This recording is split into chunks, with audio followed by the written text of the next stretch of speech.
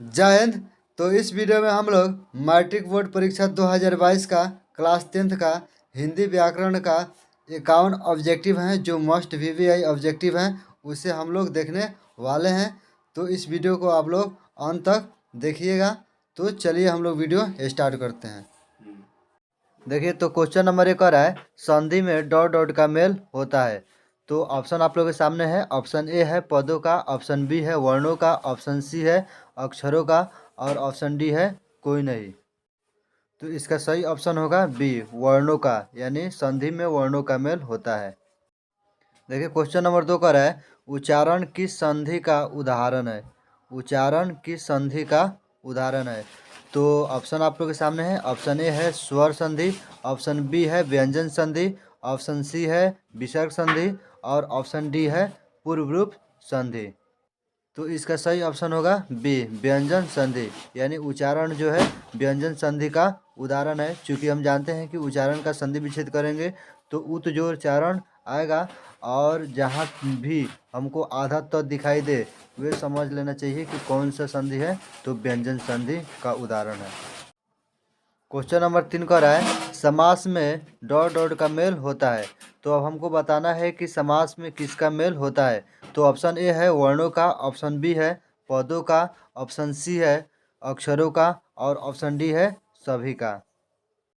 तो इसका सही ऑप्शन होगा बी, पदों का, यानी समास में पदों का मेल होता है। एक बात आपको ध्यान रखना है, अगर संधि में पूछे तो वर्णों का और समास में पूछे तो पदों का। देखिए, क्वेश्चन नंबर 4 का रहा है, किस समास का पूर्व पद अव्यय होता है। यानी किस समास का पूर्व पद अव्यय होता है। तो ऑप्शन ए है कर्मधारय समास, ऑप्शन बी है पुरुष समास, ऑप्शन सी है अव्ययभाव समास और ऑप्शन डी है बहुव्रीहि समास। तो इसका सही ऑप्शन होगा सी, अव्ययभाव समास, यानी जिस समास का पूर्व पद अव्यय होता है या उपसर्ग होता है वो अव्ययभाव समास कहलाता है। देखिए, क्वेश्चन नंबर 5 का रहा है, उन्मुख में कौन सा उपसर्ग है। उन्मुख में कौन सा उपसर्ग है। तो ऑप्शन ए है उप, ऑप्शन बी है उत, ऑप्शन सी है उन और ऑप्शन डी है उल। तो इसका सही ऑप्शन होगा बी, उत, यानी उन्मुख का संधि विच्छेद करेंगे तो उत प्लस मुख होगा। देखिए, क्वेश्चन नंबर 6 का रहा है कि इबादत का अर्थ क्या होता है। इबादत का अर्थ क्या होता है। तो ऑप्शन ए है उपवास, ऑप्शन बी है उपहास, ऑप्शन सी है उपसंहार और ऑप्शन डी है उपकार। तो ऑप्शन आप लोग के सामने है, इसमें आंसर जो है बताना है। तो इसका सही ऑप्शन होगा ए, उपवास, यानी इबादत का अर्थ क्या होता है, उपवास होता है। देखिए, क्वेश्चन नंबर 7 का रहा है, गिरा हुआ का एक शब्द क्या होगा। यानी गिरा हुआ का यानी अनेक शब्दों का एक शब्द है। तो इसमें बताना है कि गिरा हुआ का एक शब्द क्या होगा। तो ऑप्शन ए है अतीत, ऑप्शन बी है पतित, ऑप्शन सी है धूलित और ऑप्शन डी है अलित। तो इसका सही ऑप्शन होगा बी, पतित, यानी पतित का अर्थ होता है गिरा हुआ। देख, क्वेश्चन नंबर 8 का रहा है, जो विशेषण की विशेषता बताए, यानी जो विशेषण की भी विशेषता बताए उसे कहते हैं। तो ऑप्शन ए है संज्ञा, ऑप्शन बी है सर्वनाम, ऑप्शन सी है विशेषण और ऑप्शन डी है प्रविशेषण। तो क्वेश्चन गौर से देखिएगा और गौर से समझिएगा। क्वेश्चन हमारा कह रहा है कि जो विशेषण की भी विशेषता बताए, यानी जो विशेषण है शुरू पहले से ही विशेषण है, जैसे राम एक अच्छा लड़का है। तो इसमें अच्छा जो है हमारा क्या है, विशेषण है। लेकिन कह रहा है क्वेश्चन की जो विशेषण की भी विशेषता बताए, जैसे राम बहुत अच्छा लड़का है। तो उसकी क्या कह रहा है, बहुत जो है अच्छा का विशेषता बता रहा है कि पहले से तो अच्छा ही है लेकिन बहुत अच्छा है। तो जो विशेषण की भी विशेषता बताए उससे क्या कहते हैं, तो आप लोगों को बताना है। तो प्रविशेषण, यानी जो विशेषण की भी विशेषता बताता है उसे प्रविशेषण कहते हैं। देखिए, क्वेश्चन नंबर 9 का रहा है, मोहन पेड़ से गिर गया किस कारक का उदाहरण है। तो ऑप्शन आप लोगों के सामने है। ऑप्शन ए है करण कारक, ऑप्शन बी है कर्म कारक, ऑप्शन सी है संप्रदान कारक और ऑप्शन डी है अपादान कारक। तो देखिए, इसमें बहुत ऐसे बच्चे हैं जो उलझन में फंस जाते हैं कि इसमें कौन सा कारक होगा, क्योंकि करण कारक में भी से आता है और अपादान कारक में भी से आता है। तो देखिए, इसका पहचान यही है कि जहाँ लगाव होता है यानी जहाँ पे हमारा संबंध जुड़ता है उसमें करण कारक होता है, और जहाँ पे अलगाव का बोध होता है यानी जुदाई होता है उसमें अपादान कारक होता है। तो अब आप लोग समझ ही गए होंगे कि मोहन पेड़ से गिरा है तो अलगाव हो रहा है या लगाव है। तो इसका सही ऑप्शन क्या हो जाएगा? इसका सही ऑप्शन हो जाएगा डी, अपादान कारक। यानी अपादान कारक इसलिए होगा क्योंकि पेड़ से क्या हो रहा है? अलगाव हो रहा है। देखिए क्वेश्चन नंबर 10 का रहा है खेत शब्द है। अब हमको बताना है खेत कौन सा शब्द है, देशज है या विदेशज है, तद्भव है या तत्सम है। तो सबसे पहले आप लोग समझ लीजिए कि देशज हम लोग किसे कहते हैं। तो जो हमारे देश में यानी अपने देश की बोलचाल में पाए जाने वाले भाषा को क्या कहते हैं? देशज कहते हैं। विदेशज वैसी भाषा जिनका जन्म विदेशों में हुआ हो उसे हम क्या कहते हैं? विदेशज कहते हैं। और तद्भव, तद्भव का अर्थ होता है तत्सम से निकला हुआ रूप, यानी जो संस्कृत की तरह दिखाई दे वह तत्सम होता है। जैसे हम कहें अग्नि, तो अग्नि क्या है? संस्कृत है, तो यह हो जाएगा तत्सम। और इसी का कहे अग्नि का आग, तो आग क्या हो गया? तद्भव हो गया। यानी तत्सम से निकला हुआ शब्द को हम क्या कहते हैं? तद्भव कहते हैं। तो हमको बताना है कि खेत कौन सा शब्द है। तो इसका सही ऑप्शन होगा सी, तद्भव। और इसका तत्सम हो जाएगा क्षेत्र। देखिए क्वेश्चन नंबर 11 का रहा है भारत का विशेषण क्या होगा? भारत का विशेषण क्या होगा? ऑप्शन ए है भारतीय, ऑप्शन बी है हिंदुस्तान, ऑप्शन सी है भवानी, और ऑप्शन डी है भारतीय। तो इसका सही ऑप्शन हो जाएगा डी, भारतीय। यानी भारत का विशेषण भारतीय होगा। क्वेश्चन नंबर 12 का रहा है किस समास का उत्तर पद प्रधान होता है? अब देखिए ऑप्शन है अव्ययभाव समास, ऑप्शन बी है तत्पुरुष समास, ऑप्शन सी है कर्मधारय समास, और ऑप्शन डी है बहुव्रीहि समास। तो इसका सही ऑप्शन होगा बी, तत्पुरुष समास। यानी अगर आपके एग्जाम में पूछे कि किस समास का पूर्व पद प्रधान होता है तो अव्ययभाव समास होगा, और पूछे किस समास का उत्तर पद प्रधान होता है या अंतिम पद प्रधान होता है तो उसमें होगा तत्पुरुष समास। क्वेश्चन नंबर 13 का है लेखिका में कौन सा प्रत्यय है? तो ऑप्शन ए है ई का, ऑप्शन बी है बड़ी ई का, ऑप्शन सी है का, और ऑप्शन डी है ख का। तो इसमें जो है आपको बताना है कौन सा प्रत्यय है। तो इसका सही ऑप्शन होगा ए, ई का, यानी छोटी ई का।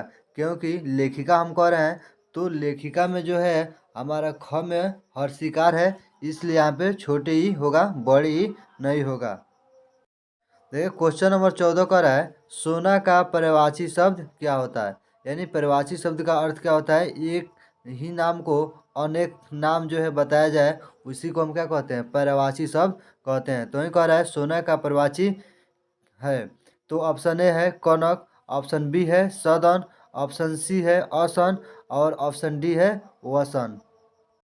तो इसका सही ऑप्शन हो जाएगा ए, कनक। यानी कनक का अर्थ क्या होता है? सोना होता है। देखिए क्वेश्चन नंबर 15 का रहा है जो रात में घूमता हो एक शब्द होगा। यानी जो रात में घूमता हो उसके लिए एक शब्द क्या होगा? यानी अनेक शब्दों के लिए एक शब्द है। तो ऑप्शन ए है प्रहरी, ऑप्शन बी है निशाचर, ऑप्शन सी है दानव, और ऑप्शन डी है भूत। तो इसका सही ऑप्शन होगा बी, निशाचर। यानी निशा का अर्थ क्या होता है? रात होता है, और चर का अर्थ क्या होता है? घूमने वाला, यानी जो रात में घूमता हो। देखिए क्वेश्चन नंबर 16 का रहा है चंद्रमुख में कौन सा समास है? यानी चंद्रमुख में कौन समास है हमको बताना है। तो ऑप्शन ए है अव्ययभाव समास, ऑप्शन बी है कर्मधारय समास, ऑप्शन सी है बहुव्रीहि समास, और ऑप्शन डी है द्विगु समास। तो इसका सही ऑप्शन होगा बी, कर्मधारय समास। यानी कर्मधारय समास जो है क्या करता है? विशेषता बताता है। यानी कोई भी शब्द अगर किसी का विशेषता बताए तो वह कौन सा समास होता है? कर्मधारय समास होता है। देखिए क्वेश्चन नंबर 17 का रहा है अनुच्छेद का सही संधि विच्छेद होगा। यानी अब हमको बताना है कि अनुच्छेद का सही संधि विच्छेद क्या होगा। तो ऑप्शन ए है अणु जोड़ चछेद, ऑप्शन बी है अणु प्लस छेद, ऑप्शन सी है अणु प्लस चछेद, और ऑप्शन डी है अन प्लस चछेद। तो इसका सही ऑप्शन होगा बी, अणु प्लस छेद। देखिए क्वेश्चन नंबर 18 कर रहा है, चंद्रोदय किस संधि का उदाहरण है? तो ऑप्शन ए है गुण संधि, ऑप्शन बी है यण संधि, ऑप्शन सी है अयादि संधि और ऑप्शन डी है वृद्धि संधि। तो देखिए अगर आप लोग को संधि पहचाने में दिक्कत हो रहा होगा तो मैंने संधि का ट्रिक बनाकर डाल दिया है। उस पर लिखा होगा कि संधि का महा ट्रिक, यानी संधि पहचानने का जबरदस्त ट्रिक। तो उसे आप लोग देख लीजिएगा तो संधि जो है सेकेंडों में पहचान लीजिएगा। तो इसका सही ऑप्शन होगा ए गुण संधि।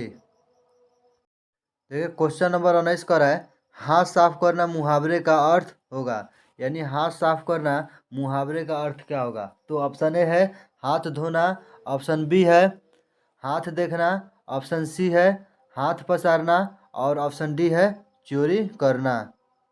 तो इसका सही ऑप्शन होगा डी चोरी करना, यानी हाथ साफ करना मुहावरे का अर्थ क्या होगा? चोरी करना। देखिए क्वेश्चन नंबर 20 का रहा है, छोटे ई प्लस अ के मिलने से कौन सा वर्ण बनेगा? छोटे ई प्लस अ के मिलने से कौन सा वर्ण बनेगा? तो ऑप्शन ए है य, ऑप्शन बी है या, ऑप्शन सी है व और ऑप्शन डी है वा। चलिए तो इसका सही ऑप्शन होगा ए य, यानी ई अ को मिलाते हैं तो क्या बनता है? य बनता है और इसका उच्चारण करने पर भी आता है, जैसे हम कह रहे हैं ई य आ रहा है तो इसका सही ऑप्शन ए हो जाएगा य।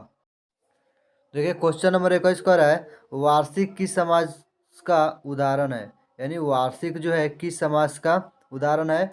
तो ऑप्शन ए है द्विगु समास, ऑप्शन बी है द्वंद्व समास, ऑप्शन सी है नई समास और ऑप्शन डी है कर्मधारय समास। तो इसका सही ऑप्शन होगा ए द्विगु समास, यानी जिस समास का पूर्व पद संख्यावाची होता है उसे द्विगु समास कहते हैं। तो आपके एग्जाम में भी आएगा कि किस समास का पूर्व पद संख्यावाची होता है, तो द्विगु समास का। देखिए क्वेश्चन नंबर 22 का रहा है, चंचल का स्त्रीलिंग है, यानी चंचल का स्त्रीलिंग क्या होगा? तो ऑप्शन ए है चंचली, ऑप्शन बी है चंचला, ऑप्शन सी है चंचलता और ऑप्शन डी है सभी। तो ऑप्शन आपके सामने है, अब आपको बताना है कि इसमें सही आंसर क्या होगा। तो इसका सही ऑप्शन होगा बी चंचला, यानी चंचल का स्त्रीलिंग क्या होगा? चंचला होगा।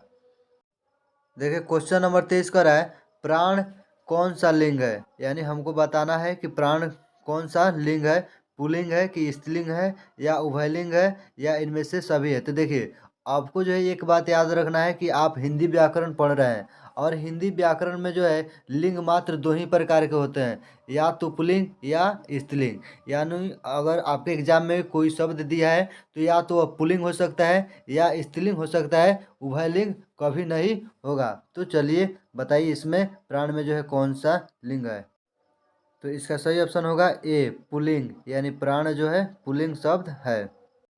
देखिए क्वेश्चन नंबर 24 का रहा है, अधिकरण कारक में डॉट डॉट विभक्ति होती है। अब आपको बताना है कि अधिकरण कारक में कौन सी विभक्ति होती है। तो ऑप्शन ए है पंचमी विभक्ति, ऑप्शन बी है चतुर्थी विभक्ति, ऑप्शन सी है सप्तमी विभक्ति और ऑप्शन डी है तृतीया विभक्ति।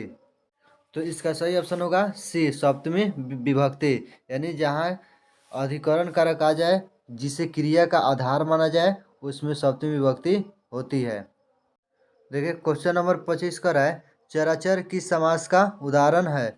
तो ऑप्शन आप लोगों के सामने है, ऑप्शन ए है द्वंद्व समास, ऑप्शन बी है द्विगु समास, ऑप्शन सी है कर्मधारय समास और ऑप्शन डी है बहुव्रीहि समास। तो इसका सही ऑप्शन होगा ए द्वंद्व समास, यानी चराचर का अगर हम संधि विच्छेद करते हैं तो क्या होगा? चर प्लस अचर होगा। तो चर अचर क्या है? एक दूसरे के विलोम है, और जहाँ भी हमको एक दूसरे के विलोम दिखाई दे वो कौन सा समास होता है? द्वंद्व समास, जैसे माता पिता राम लक्ष्मण भाई बहन। देखिए क्वेश्चन नंबर 26 का रहा है, असत्य में कौन सा समास है? तो असत्य में जो है नई समास होगा, यानी अगर किसी भी शब्द के पहले अ लगा हो तो वह कौन समास होता है? नई समास होता है। देखिए 27 नंबर क्वेश्चन कह रहा है, यन संधि का उदाहरण है, यानी यन संधि का उदाहरण इसमें कौन है हमको बताना है। तो ऑप्शन ए है इत्यादि, ऑप्शन बी है रमेश, ऑप्शन सी है महात्मा और ऑप्शन डी है नायक। तो इसका सही ऑप्शन होगा ए इत्यादि, यानी इत्यादि में जो है यन संधि है। देखिए क्वेश्चन नंबर 28 कर रहा है दही लिंग है, यानी अब दही में जो है बताना है कि दही क्या है, स्त्रीलिंग है या पुल्लिंग है। चूंकि हम पहले ही बता चुके हैं कि हिंदी में मात्र दो ही लिंग होते हैं। तो तो इसका सही ऑप्शन होगा ए पुल्लिंग, यानी दूध से बनी जितने भी चीज़ होते हैं वे क्या होते हैं, पुल्लिंग होते हैं। या अगर कहा जाए तो माप तोल वाली वस्तु जितने भी होती है जिससे नापा या तौला जाता है वे अक्सर प्रायः पुल्लिंग होते हैं। देखिए क्वेश्चन नंबर 29 का है क्रिया का साक्षात संबंध होता है। तो ऑप्शन आप लोग के सामने है। ऑप्शन ए है संधि, यानी संधि का होता है, या बी है समास का, सी है प्रत्यय का, और डी है कारक का। तो इसका सही ऑप्शन होगा डी कारक, यानी क्रिया का साक्षात संबंध कारक से होता है। देखिए क्वेश्चन नंबर 30 का है वह पढ़ता होगा किस काल का उदाहरण है। तो देखिए क्वेश्चन में जो है दो दो काल है, यानी सबसे पहले जो है वो पढ़ता है तातेती ही, और उसके बाद गागेगी भी है। तो ऑप्शन आप लोगों के सामने है। ऑप्शन ए है संदिग्ध वर्तमान काल, ऑप्शन बी है भूतकाल, ऑप्शन सी है भविष्यत काल, और ऑप्शन डी है सामान्य वर्तमान काल। तो इसका सही ऑप्शन होगा ए संदिग्ध वर्तमान काल। देखिए तो क्वेश्चन नंबर 31 का रहा है बुढ़ापा कौन सी संज्ञा है, यानी बुढ़ापा जो है कौन सी संज्ञा है बताना है। तो ऑप्शन ए है भाववाचक, ऑप्शन बी है जातिवाचक, ऑप्शन सी है समूहवाचक, और ऑप्शन डी है द्रव्यवाचक। तो इसका सही ऑप्शन होगा ए भाववाचक संज्ञा। उसके बाद क्वेश्चन नंबर 32 का है भूतकाल कितने प्रकार के होते हैं। भूतकाल कितने प्रकार के होते हैं। तो ऑप्शन ए है 5, ऑप्शन बी है 4, ऑप्शन सी है 3, और ऑप्शन डी है 6। चलिए तो इसका सही ऑप्शन होगा डी 6 प्रकार के, यानी भूतकाल जो है 6 प्रकार के होते हैं। देखिए क्वेश्चन नंबर 33 कह रहा है अ जोड़ ई के मिलने से कौन सा नया वर्ण बनेगा। अ जोड़ ई के मिलने से कौन सा नया वर्ण बनेगा। तो ऑप्शन ए है ए, ऑप्शन बी है अय, ऑप्शन सी है य, और ऑप्शन डी है व। तो इसका सही ऑप्शन होगा ऑप्शन ए, और आंसर भी ए, यानी अ जोड़ ई के मिलने से ए बनता है।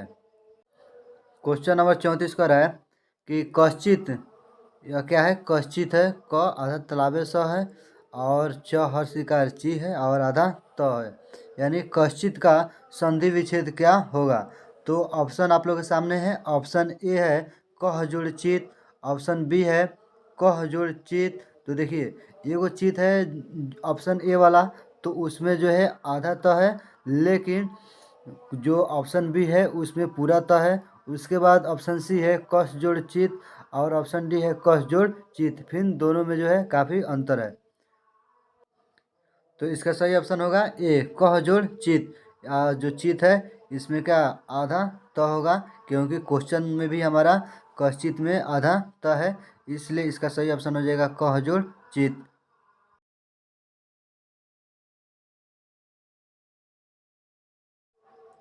देखिए क्वेश्चन नंबर 35 का रहा है बेमन।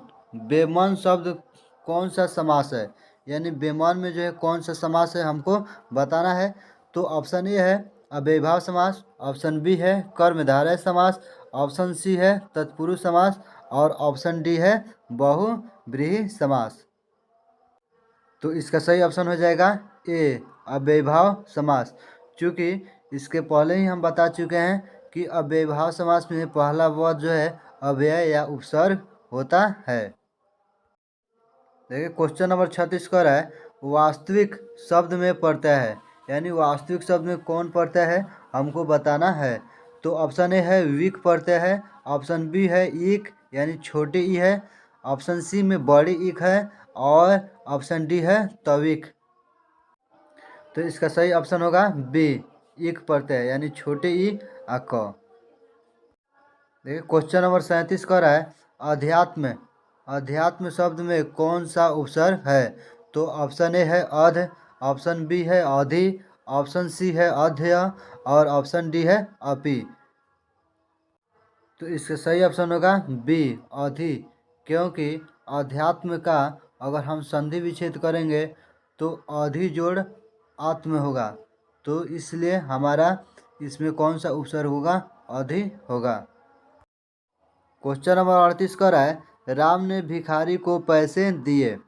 राम ने भिखारी को पैसे दिए, इस वाक्य में को किस कारक की विभक्ति है। तो ऑप्शन आप लोग के सामने है। ऑप्शन ए है कर्म कारक, ऑप्शन बी है संप्रदान कारक, ऑप्शन सी है आपादान कारक और ऑप्शन डी है संबंध कारक। चलिए, तो इसका सही ऑप्शन होगा बी संप्रदान कारक। यानी अगर आप लोग कारक सूत्र पढ़े होइएगा संस्कृत में तो आपको याद होगा कि धनार्थे चतुर्थे, यानी जहाँ पे किसी को कोई दान स्वरूप कोई वस्तु दिया जाए उसके साथ चतुर्थी विभक्ति होती है। तो चतुर्थी विभक्ति में हमारा कौन कारक आता है, संप्रदान कारक आता है। इसलिए 38 का ऑप्शन बी सही होगा, संप्रदान कारक। क्वेश्चन नंबर 39 का है, भाजपा को सफलता मिली। भाजपा को सफलता मिली, इस वाक्य में सफलता डॉट डॉट डॉट संज्ञा है। अब हमको बताना है कि जो भाजपा को सफलता मिली, अब सफलता में जो कौन संज्ञा है। तो ऑप्शन ए कह रहा है भाववाचक संज्ञा, ऑप्शन बी है जातिवाचक संज्ञा, ऑप्शन सी है व्यक्तिवाचक संज्ञा और ऑप्शन डी है समूहवाचक संज्ञा। देखिए, तो इसका सही ऑप्शन होगा ए भाववाचक संज्ञा। यानी अगर आप लोग संज्ञा पढ़े होइएगा तो आपको याद होगा कि भाववाचक संज्ञा किसे कहते हैं, जातिवाचक संज्ञा किसे कहते हैं, व्यक्तिवाचक संज्ञा किसे कहते हैं, समूहवाचक संज्ञा किसे कहते हैं या द्रव्यवाचक संज्ञा किसे कहते हैं। अगर याद नहीं होगा, अगर आप लोगों को संज्ञा पहचानने में दिक्कत होगा तो मैंने संज्ञा का वीडियो डाल दिया है, उसे आप लोग देख लीजिएगा। आप निश्चित है कि सेकेंडों में संज्ञा जो है पहचान लीजिएगा। देखिए, क्वेश्चन नंबर 40 का है, संज्ञा के बदले जो आए उसे कहते हैं। यानी संज्ञा के बदले हम जिसका प्रयोग करते हैं उसे क्या कहते हैं। तो ऑप्शन आप लोग के सामने है। ऑप्शन ए है विशेषण, ऑप्शन बी है सर्वनाम, ऑप्शन सी है क्रिया और ऑप्शन डी है क्रिया विशेषण। देखिए, तो इसका सही ऑप्शन होगा बी सर्वनाम। यानी संज्ञा के बदले जिसका प्रयोग किया जाता है उससे सर्वनाम कहते हैं। यानी सर्वनाम किसे कहते हैं, तो संज्ञा के बदले जिसे का प्रयोग किया जाए उससे सर्वनाम कहते हैं। देखिए, क्वेश्चन नंबर 41 का रहा है, 4 गज मलमल। यानी 4 गज मलमल कौन विशेषण है। इसमें विशेषण बताना है कि इसमें कौन सा विशेषण होगा। तो ऑप्शन ए है गुणवाचक, ऑप्शन बी है परिमाणवाचक, ऑप्शन सी है संख्यावाचक और ऑप्शन डी है इनमें से कोई नहीं। तो इसका सही ऑप्शन होगा बी परिमाणवाचक। देखिए, क्वेश्चन नंबर 42 का है, प का उच्चारण स्थान क्या होगा। प का उच्चारण स्थान क्या होगा। ऑप्शन ए है कंठ, ऑप्शन बी है तालु, ऑप्शन सी है मूर्धा और ऑप्शन डी है ओष्ठ। तो देखिए, मैंने इस पर वीडियो बनाया है उच्चारण स्थान पर, जिसका ट्रिक मैंने दिया था KTM 2। यानी अगर KTM 2 अगर याद रहे आपको तो मैं वादा करता हूँ कि जीवन भर जो है आपको उच्चारण स्थान भूल नहीं पाएगा। जो कि प का या म का या द का या ल का यानी किसी भी वर्ण का उच्चारण स्थान क्या होगा आपको जीवन भर यानी आजीवन तक याद रहेगा, कभी जो है मिस्टेक नहीं होगा। तो अगर मेरा वो वीडियो नहीं थी देखे हुएगा KTM 2 वाला तो उसे देख लीजिएगा। तो इसका सही ऑप्शन हो जाएगा डी ओष्ठ। यानी प का उच्चारण स्थान क्या होता है, ओष्ठ होता है। देखिए, क्वेश्चन नंबर 43 का है, व्यंजन वर्ण की संख्या कितनी होती है। तो ऑप्शन आप लोग के सामने है। ऑप्शन ए है 11, ऑप्शन बी है 13, ऑप्शन सी है 25 और ऑप्शन डी है 33। तो इसका सही ऑप्शन होगा डी 33। यानी व्यंजन वर्ण की संख्या कितनी होती है, तो 33।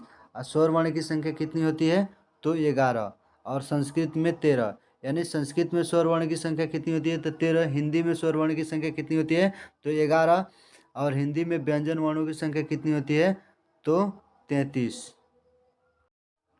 देखिए, क्वेश्चन नंबर 44 कर है, सत्य के लिए आग्रह, यानी सत्य के लिए आग्रह जो है क्या है, अनेक शब्द है और इसका हमको एक शब्द बताना है कि सत्य के लिए आग्रह का अगर एक शब्द कहना होगा तो हम क्या कहेंगे। तो ऑप्शन ए है सत्यार्थ, ऑप्शन बी है सत्य प्रकाश, ऑप्शन सी है सत्याग्रह और ऑप्शन डी है इनमें सभी। तो इसका सही ऑप्शन होगा सी सत्याग्रह, यानी सत्य के लिए आग्रह तो सत्याग्रह। देखिए क्वेश्चन नंबर 45 का है इज्जत शब्द लिंग है। अब इज्जत जो है कौन सा लिंग है हमको बताना है। तो ऑप्शन ए है पुल्लिंग, ऑप्शन बी है स्त्रीलिंग, ऑप्शन सी है नपुंसक लिंग और ऑप्शन डी है कोई नहीं। तो इसके पहले अभी हम इसी वीडियो में बताए हैं तो कि हिंदी में अगर लिंग पूछे तो दो ही होते हैं, पुल्लिंग या स्त्रीलिंग। तो अब आपको बताना है कि इज्जत जो है कौन सा लिंग है। तो इसका सही ऑप्शन होगा बी स्त्रीलिंग, यानी इज्जत जो है स्त्रीलिंग है और अक्सर प्रायः तकारांत शब्द यानी जिसका अंत में तो आता है वह स्त्रीलिंग ही होता है। क्वेश्चन नंबर 46 का है बुद्धिमान का स्त्रीलिंग क्या होगा। बुद्धिमान का स्त्रीलिंग क्या होगा। तो ऑप्शन ए है बुद्धिमानव, ऑप्शन बी है बुद्धिमानी, ऑप्शन सी है बुद्धिमती और ऑप्शन डी है बुद्धिता। तो इसका सही ऑप्शन होगा सी बुद्धिमती, यानी बुद्धिमान का स्त्रीलिंग बुद्धिमती होता है। देखिए क्वेश्चन नंबर 47 का है प्रतिकूल का विलोम क्या होगा। प्रतिकूल का विलोम, तो विलोम का अर्थ क्या होता है, उल्टा होता है, यानी उल्टा कहिए तो, या विलोम शब्द कहिए तो, या विपरीतार्थक शब्द कहिए तो। विपरीतार्थक शब्द, विलोम शब्द या उल्टा शब्द तीनों एक ही होता है। तो प्रतिकूल का विलोम या उल्टा या विपरीतार्थक क्या होगा। तो ऑप्शन ए है वास्तविक, ऑप्शन बी है अनुल, ऑप्शन सी है अनुकूल और ऑप्शन डी है अनुदिशा। तो इसका सही ऑप्शन होगा सी अनुकूल, यानी प्रतिकूल के अनुकूल। देखिए क्वेश्चन नंबर 48 कर है निम्न में कौन शुद्ध शब्द है। निम्न में कौन शुद्ध शब्द है। तो ऑप्शन ए है उच्छ्वास, ऑप्शन बी है उच्छ्वास, ऑप्शन सी है प्रशंसा और ऑप्शन डी है अभिलाषा। तो इसका सही ऑप्शन होगा सी प्रशंसा, बाकी शब्द अशुद्ध है। देखिए क्वेश्चन नंबर 49 कर है निम्न में कौन शुद्ध वाक्य है। इसके पहले शुद्ध शब्द था, इसमें है शुद्ध वाक्य। तो ऑप्शन ए है फूल की एक माला ला दीजिए, ऑप्शन बी है मेला में मिठाइयाँ बिकती है, ऑप्शन सी है मैं एक लड़के को देखा और ऑप्शन डी है आपका हालत ठीक नहीं है। तो चलिए इसका सही ऑप्शन होगा बी मेला में मिठाइयाँ बिकती है। बाकी यह सही है, बाकी सब क्या है गलत है। फूल की एक माला ला दीजिए गलत है, यानी एक फूल का माला नहीं बन सकता है। मैं एक लड़का को देखा सेंटेंस गलती है। उसके बाद आपका हालत ठीक नहीं है, हालत जो है स्त्रीलिंग है तो यहाँ पे आपका नहीं होगा आपकी होगा, ये भी गलत है, इसलिए ऑप्शन हमारा बी सही होगा। क्वेश्चन नंबर 50 का है मैंने एक बाघ को देखा किस काल का उदाहरण है। मैंने एक बाघ को देखा किस काल का उदाहरण है। तो ऑप्शन ए है वर्तमान काल, ऑप्शन बी है भूतकाल और ऑप्शन सी है भविष्यत काल और ऑप्शन डी है सभी। तो इसका सही ऑप्शन होगा बी भूतकाल, यानी मैंने एक बाघ को देखा कौन सा काल है भूतकाल है। यह वाक्य जो है भूतकाल का है क्योंकि मैंने बाघ को देख चुका है।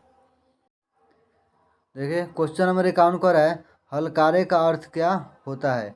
तो अगर आप लोग किताब पार्ट बाई पार्ट पढ़े होइएगा तो आपको मालूम होगा ही कि हलकारे का अर्थ क्या होता है और यह हलकारे शब्द जो है किस पार्ट में है, किस पार्ट से लिया गया है। तो ऑप्शन ए है हल्का, ऑप्शन बी है हलुआ, ऑप्शन सी है संदेश वाहक और ऑप्शन डी है फैलाव।